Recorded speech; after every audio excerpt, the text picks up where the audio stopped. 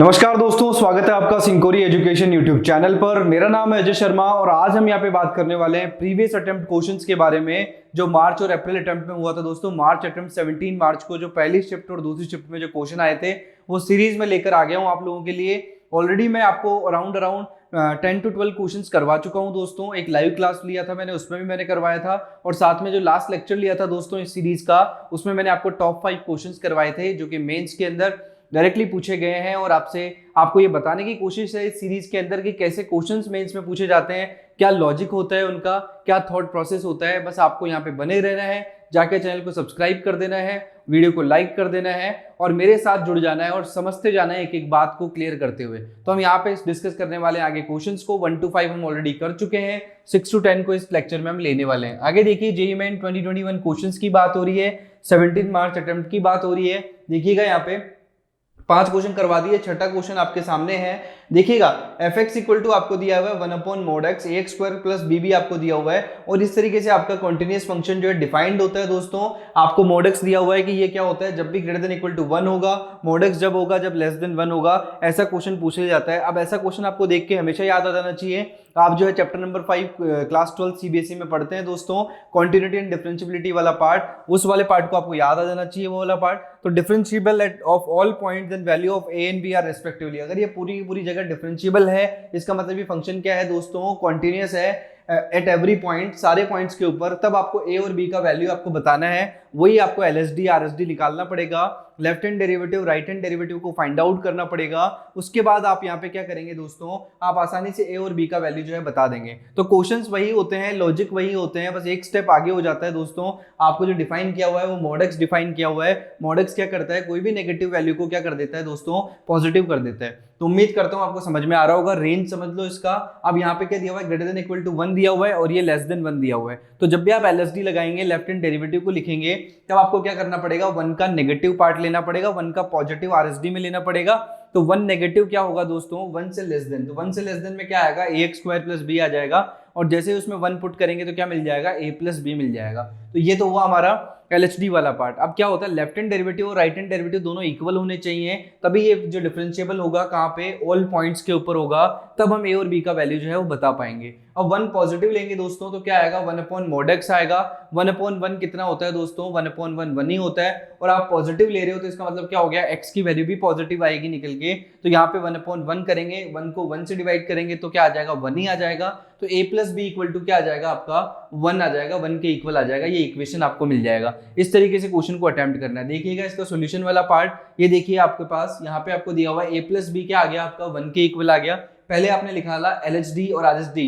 तो आरएसडी आपने निकाला 1 पॉजिटिव, एलएचडी आपने निकाला 1 नेगेटिव। तो 1 नेगेटिव में आपका a प्लस बी आ गया। आपने ax स्क्वायर प्लस b के अंदर उस वैल्यू को रख दिया। आपको एक बार मैं दिखा देता हूँ कैसे ऐसे क्वेश्चंस को अटेम्प्ट करते हैं, किस तरीके से हमारा अप्रोच रहने वाला है, वो सारी बातें आपको क्लियर कर देता हूँ, जिससे कि आपको कॉन्सेप्ट समझ में आ जाए और हर एक चीज क्लियर हो जाए। देखिएगा जब भी मैं बात करूंगा x टेंड्स टू लिमिट की, और यहाँ पे क्या हो रहा है आपका 1 पॉजिटिव की, तो ये क्या है दोस्तों, मेरा आरएचडी वाला पार्ट है। पहले 1 नेगेटिव को ले लेते हैं, तो वो आ गया मेरा एलएचडी वाला पार्ट। मतलब क्या है, एलएचडी का मतलब क्या होता है, लेफ्ट हैंड डेरिवेटिव। और लिमिट यहाँ पे लगा दिया मैंने, x टेंड्स टू कहाँ गया, 1 नेगेटिव गया, तब मेरा वैल्यू क्या होगा दोस्तों, 1 नेगेटिव के लिए हो गया मेरा ax स्क्वायर प्लस b हो गया। तब मैं क्या करूंगा, यहाँ पे 1 के इक्वल यहाँ पे लिख दूंगा इसको। तो 1 यहाँ पे जैसे ही रखूंगा तो लिमिट का वैल्यू कितना आ जाएगा, लिमिट का एलएचडी का जो वैल्यू आएगा दोस्तों वो आ जाएगा limit x tends to 1 negative. तो यहाँ पे आप वैल्यू रखेंगे a1 का स्क्वायर प्लस b। तो यहाँ पे आपकी वैल्यू क्या बन जाएगी, सीधी सीधी दोस्तों a प्लस b आपको मिल जाएगा। तो ये तो मिला मेरे को एलएचडी वाले पार्ट से। अब ये एवरी पॉइंट पे डिफरेंशिएबल है, इसका मतलब एलएचडी और आरएचडी दोनों के दोनों क्या होंगे, इक्वल होंगे। तो आरएचडी वाला पार्ट भी मैं निकाल लूंगा। वो कैसे निकलेगा, राइट हैंड डेरिवेटिव, उसको देख लीजिएगा। ये हमारा क्या आ गया, यहाँ पे लेफ्ट हैंड डेरिवेटिव आ गया। राइट हैंड डेरिवेटिव निकालने के लिए क्या करूंगा, लिमिट x टेंड्स टू क्या कर दूंगा, 1 पॉजिटिव। तब मैं क्या करूंगा, ax 1 पॉजिटिव कहाँ होगा, देखो x is greater than equal to 1, mod x जो है वो 1/mod x के ऊपर है। तो ये वाला फंक्शन आ जाएगा मेरा 1/mod x वाला पार्ट। अब x 1 पॉजिटिव है दोस्तों, तो पॉजिटिव वैल्यू यहाँ पे आ रही है, तो पॉजिटिव की तरफ जा रहे हो तो क्या हो जाएगा, आपका लिमिट 1/1 हो जाएगा। मतलब वैल्यू क्या आ जाएगा, 1 आ जाएगा। तो आपको क्या करना है, एलएचडी और आरएचडी को इक्वल करना है। तब आपकी इक्वेशन क्या आ जाएगी, a plus b equal to क्या आ जाएगा, 1 आ जाएगा। इसको आप फर्स्ट इक्वेशन बोल देंगे दोस्तों। तो उम्मीद करता हूं आपको ये बात यहाँ तक क्लियर हो गई होगी, आपको ये बातें समझ में आ गई होगी, कैसे क्वेश्चंस को अटेम्प्ट कर रहे हैं, क्या तरीका रहने वाला है, वो सारी चीजें आपको क्लियर हो रही होगी। अब आगे देखिएगा क्या करते हैं हम इसके अंदर। आगे हमारे पास यहाँ पे a और b का वैल्यू फाइंड करना है। अभी एक इक्वेशन आया है a + b = 1, ये कैसे आया वो मैंने आपको बताया आरएसडी और एलएसडी को इक्वल करते हुए। अब आप यहाँ पे देखेंगे कि -1/x² कैसे मिला और इक्वल टू 2ax + 0 किया आपने। अब आप क्या कर रहे हैं, f' को निकाल ले रहे हैं, डिफरेंशिएट कर दे रहे हैं, इसको क्या कर दे रहे हैं, डिफरेंशिएट कर दे रहे हैं। तो -1/x² हो जाएगा। आप इसको जब सॉल्व करेंगे, ये क्या है, x की पावर -1 हो जाएगी ऊपर जाके, तो यहाँ पे -1 और ऊपर क्या होता है, nx n-1 होता है, डिफरेंशिएट करते हैं तो यहाँ पे आप सिंपली क्या कर देंगे दोस्तों, -1 -1 -2 हो जाएगा, और डिवाइड अगर वापस x नीचे आएगा तो 1/x² लेके आता है, ये सबको पता है कैसे हम इसको डिफरेंशिएट करते हैं। तो यहाँ पे अगर इसको डिफरेंशिएट करेंगे तो कितना हो जाएगा, -1/x² हो जाएगा। आरएसडी की बात कर रहा हूँ, राइट हैंड डेरिवेटिव की बात कर रहा हूँ, और एलएसडी की बात करूंगा तो क्या होगा दोस्तों, यहाँ पे देखिएगा 2ax हो जाएगा, और b कांस्टेंट है तो क्या हो जाएगा, b वाला पार्ट 0 हो जाएगा। तो देखिए यहाँ पे 2ax + 0 आ गया। अब देखो यहाँ पे 1 जा रहा है तो 1 रखा तो यहाँ पे 2 भी मिल गया और -1 मिल गया। यहाँ पे भी 1 जा रहा है तो 1 रखा तो 1/1 का स्क्वायर 1 होता है, माइनस लगा हुआ तो माइनस का 1 आ गया। -1 = क्या आ गया दोस्तों, 2a आ गया। तब हमारी यहाँ पे दूसरी इक्वेशन भी हमें मिल गई और ये बात हमें क्लियर हो गई, ये वाली इक्वेशन भी हमें फाइंड आउट हो गई और ये वाली इक्वेशन भी फाइंड आउट हो गई। तो इसका मतलब क्या हो गया कि a का वैल्यू कितना आ गया, -1/2 आ गया। a का वैल्यू उठा के और इसमें रख दिया तो क्या आया, a + b = 1 है।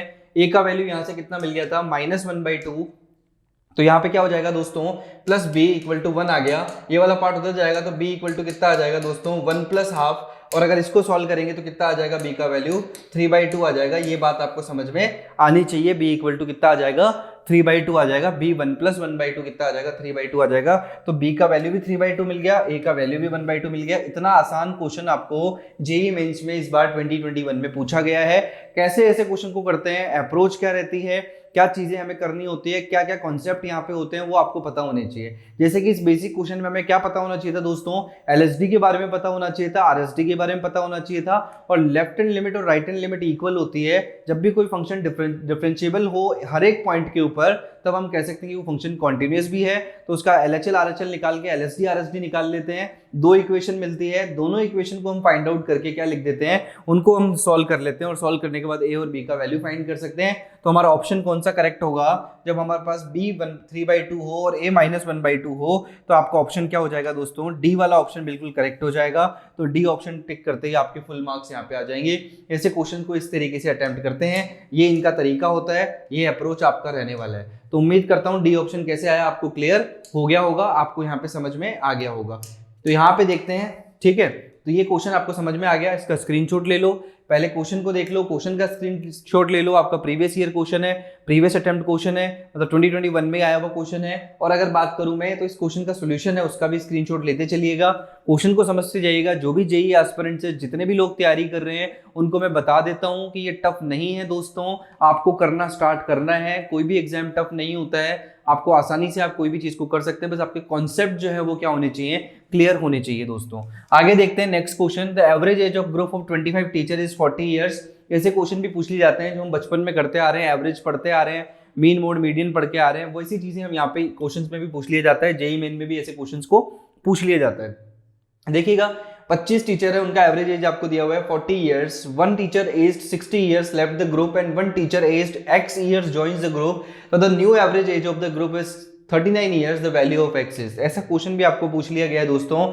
आपको सिंपली क्या करना है, एक जना एड ऑन हुआ है, एक जने ने ज्वाइन किया है और एक जने को रिमूव कर दिया गया है। जो 60 साल का टीचर है उसको निकाल दिया गया है उस ग्रुप से, तो एवरेज क्या हो गया, चेंज हो गया। पहले 40 था, अब क्या हो जाएगा 39 हो गया। तो बस 2 इक्वेशन बना लेंगे दोस्तों सिंपली। n = 25 आया, x बार का वैल्यू मतलब एवरेज जो होता है हमारा मीन जो होता है वो कितना दे दिया, 40 दे दिया।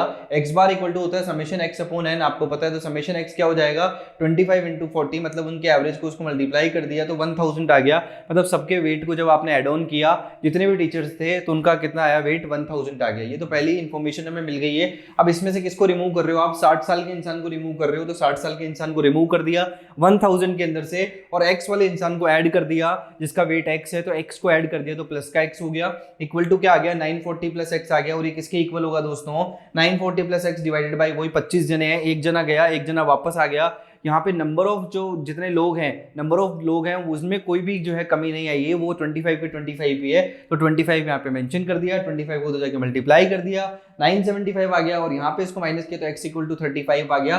x का वैल्यू क्या आ गया दोस्तों, 35 आ गया। इसका मतलब क्या हुआ, जो एड ऑन हुआ था जिसका उसका वेट कितना है दोस्तों 35 है, उसकी वजह से एवरेज जो है उसमें फर्क आ गया, और एवरेज जो है वो बदल के कितना हो गया 39 हो गया। तो उम्मीद करता हूँ ये क्वेश्चन बहुत बेसिक है, मीन का क्वेश्चन पूछा गया था डायरेक्टली, तो वो भी मैंने आपको डिस्कस करके बता दिया। ऐसे क्वेश्चंस को कैसे करते हैं, तो आंसर क्या आ जाएगा आपका, डी वाला ऑप्शन बिल्कुल करेक्ट हो जाएगा। ये आसानी से समझ सकते हैं जो भी 12th क्लास में पढ़ रहे हैं। एवरेज में क्या हो रहा है, एक को रिमूव कर दिया, एक को एड ऑन कर दिया, इक्वेशन बनानी है, simply summation x upon x करना है। x बार का जो फॉर्मूला होता है summation x upon total number of जितनी भी ऑब्जर्वेशंस है उनको हम n बोल देते हैं, और सिंपली हम यहाँ पे वैल्यू को निकाल सकते हैं। तो उम्मीद करता हूँ ये क्वेश्चन भी क्लियर हो गया होगा। स्क्रीनशॉट ले लेना इसका भी, जिससे कि क्लैरिटी आती रहे, साथ के साथ आप इसको पढ़ते रहें।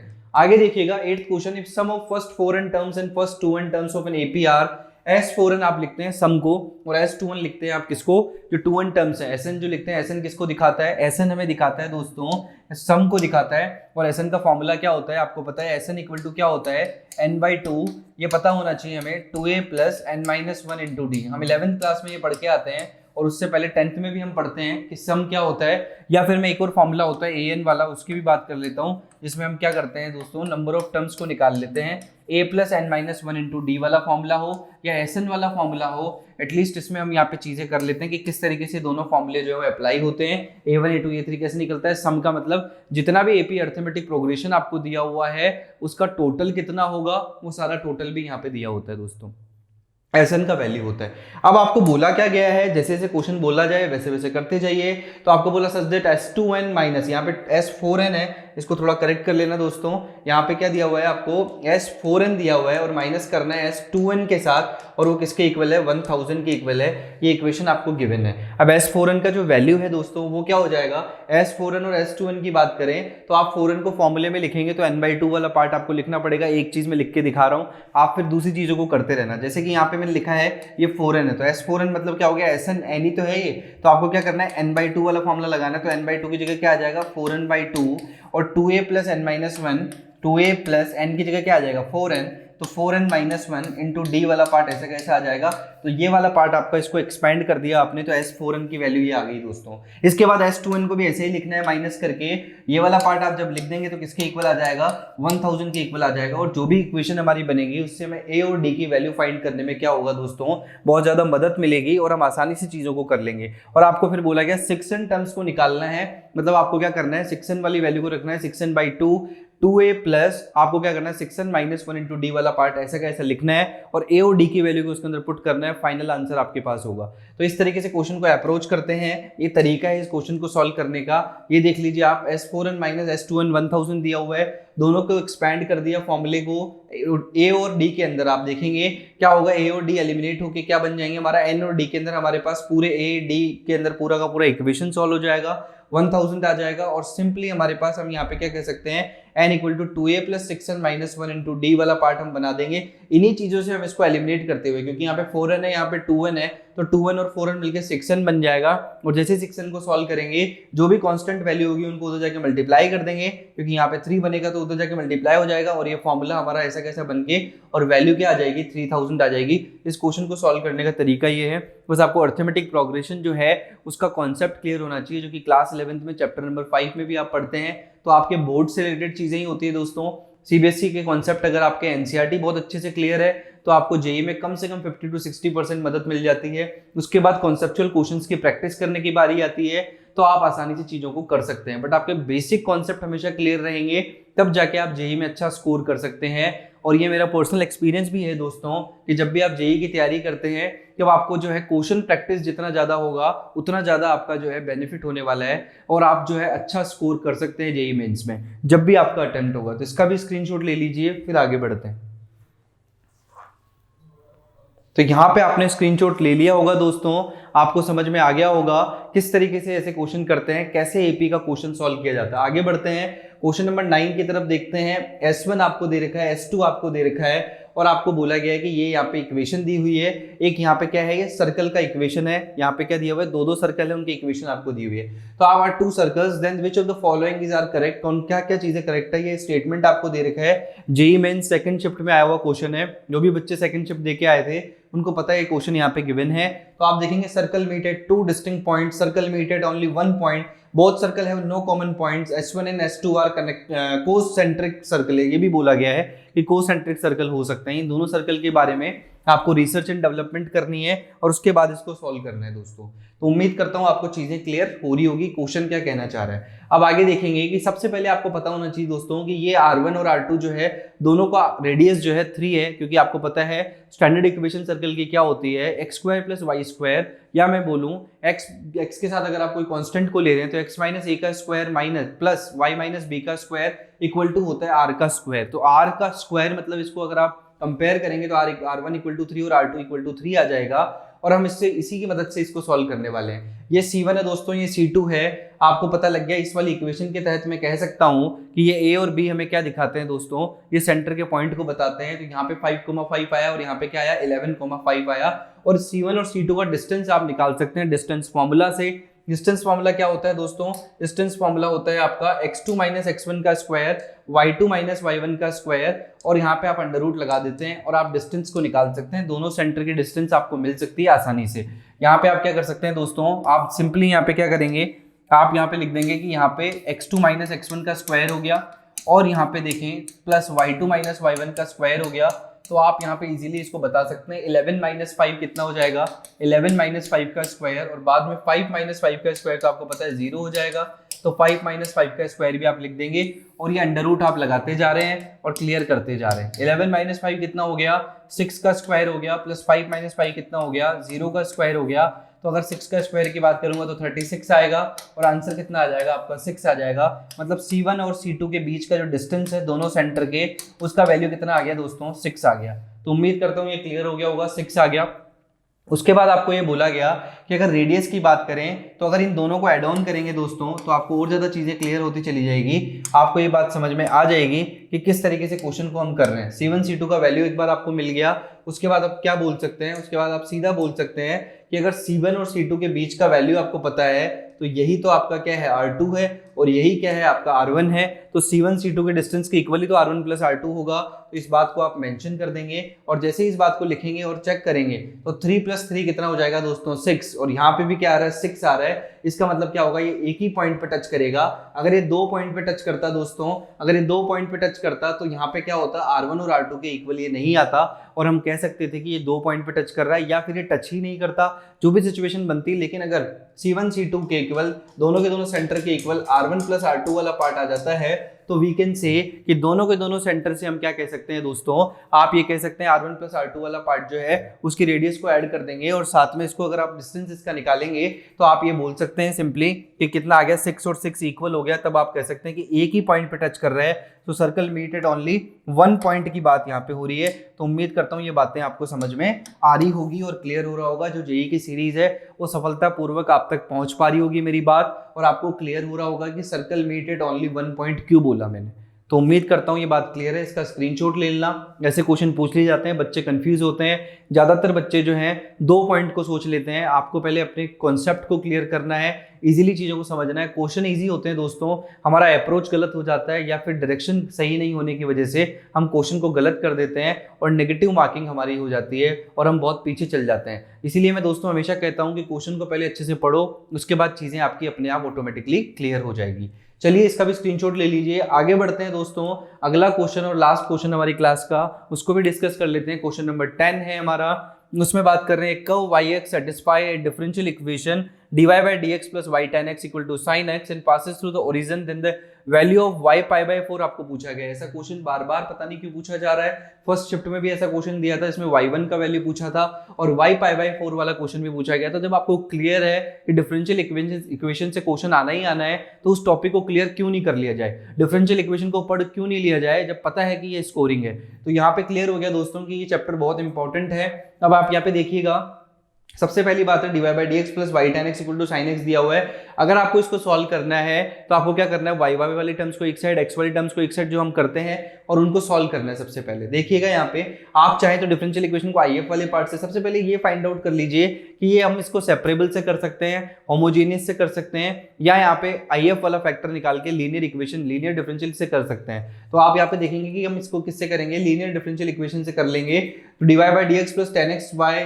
माइनस साइन एक्स लिख देंगे, इस वाले पार्ट को आप सॉल्व कर सकते हैं। और इसके बाद आप यहाँ पे क्या करेंगे, माइनस साइन एक्स को इधर ले आएंगे, इसका इंटीग्रेटिंग फैक्टर निकालने के लिए क्या करना है, पहले p और q के साथ कंपेयर करवाना है। तो p वाला पार्ट क्या बन गया दोस्तों, py और इक्वल टू क्या आता है, q आता है, क्योंकि आपकी जो इक्वेशन होती है दोस्तों, डिफरेंशियल इक्वेशन क्या कहती है आपको, उसका जो डेफिनेशन होता है वो यही होता है कि आपका dy बाई डी एक्स क्या होता है दोस्तों, dy बाई डी एक्स जो होता है वो आपका होता है दोस्तों प्लस py और इक्वल टू क्या आ जाता है, आपका q आ जाता है। ये आपकी क्या है दोस्तों, स्टैंडर्ड इक्वेशन है। इससे आप कंपेयर करवा के p का वैल्यू अलग से फाइंड आउट कर सकते हैं और p के वैल्यू को px dx के साथ आपने लिख दिया यहाँ पे p dx के साथ, क्योंकि IF का जो फॉर्मूला होता है दोस्तों वो यही होता है, हमारा जो पार्ट होता है e की पावर में इंटीग्रेशन किसका होता है, p dx का होता है, ये IF का फॉर्मूला होता है। तो ये पता होना चाहिए हमें, तब जाके हम इसको सॉल्व कर सकते हैं। तो इसको देखो यहाँ पे tan x dx का ln sec x आता है, आपको पता ही है, या log mod sec x भी बोलते हैं इसको। तो यहाँ पे e ln sec x आ गया और इसको अगर सॉल्व करेंगे ln वाले और e वाले पार्ट को तो क्या निकल के आ जाएगा, sec x निकल के आ जाएगा। तो IF फैक्टर आपको मिल गया, क्या मिल गया, sec x मिल गया। अब आपको क्या करना है दोस्तों, यहाँ पे sec x, यहाँ पे क्या करना है, IF के साथ सबको मल्टीप्लाई कर देते हैं, पूरे पार्ट को मल्टीप्लाई कर देते हैं। तो यहाँ पे आप देखेंगे कि y sec x आ गया, y के साथ मल्टीप्लाई हुआ, साथ में आपने ln sec z कर दिया, यहाँ पे भी मल्टीप्लाई कर दिया, प्लस कांस्टेंट आ गया, सारा पार्ट जो है वो किससे मल्टीप्लाई हो गया, IF के साथ मल्टीप्लाई हो गया।